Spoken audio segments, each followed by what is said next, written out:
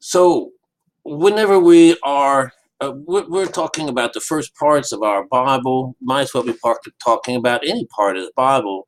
There is a particular cadence that you have to understand that this, uh, when we go into meditation, we're out there. The main part, and this is what we want to get out first, is that we're going in to correct this half a brain situation. We're trying to bring about a balance in our mind where the higher side and the lower side are actually working together as one. And this is known as the law, is called honoring mother and father. Now, a lot of people don't recognize this mother part, but when we are born into this world, she doesn't exist in our minds. She's one of these places that is gone. We have to build the roads and we have to create this place for this God to dwell.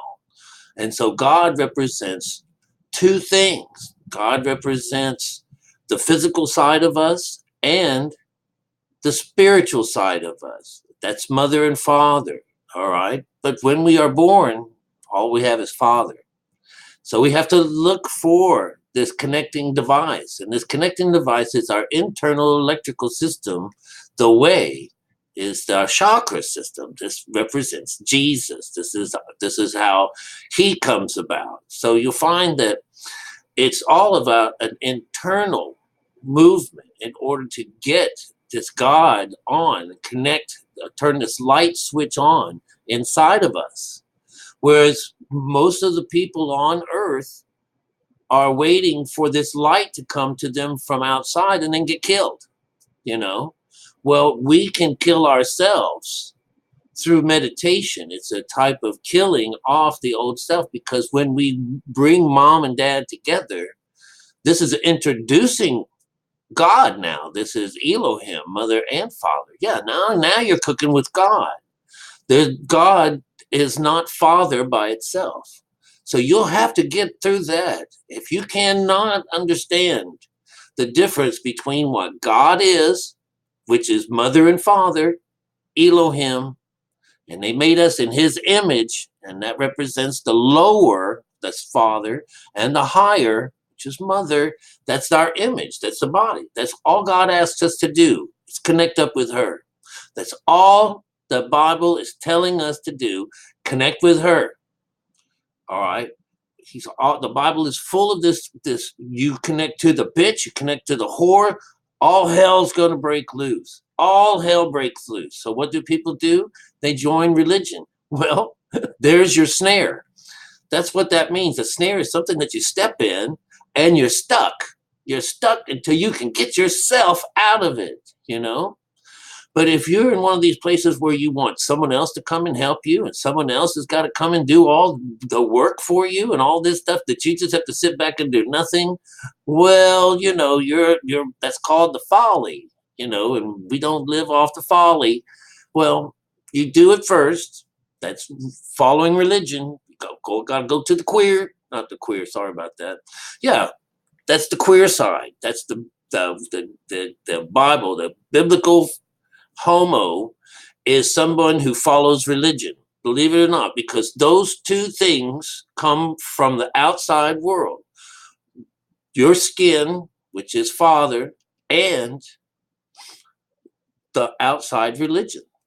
Those are your two witnesses that have to get burned. Those are those two witnesses that go up there with you. All right. And what happens is your belief system. This is your heart. This has to do with your heart and your understanding. And once you go up there, both of those things, just like I've spoken before with the Jesus and the trilogy, the 1, 2, and 3, two of those things get whacked. All right. And that's your belief system, those things that come from the outside. And those are representing our eyes when it comes down to the symbolism of Jesus, because he's the center eye, the one that you can't see. That's the one that does all the judging. And the ones that, because remember, Father gives it up to the Son to do all the judging.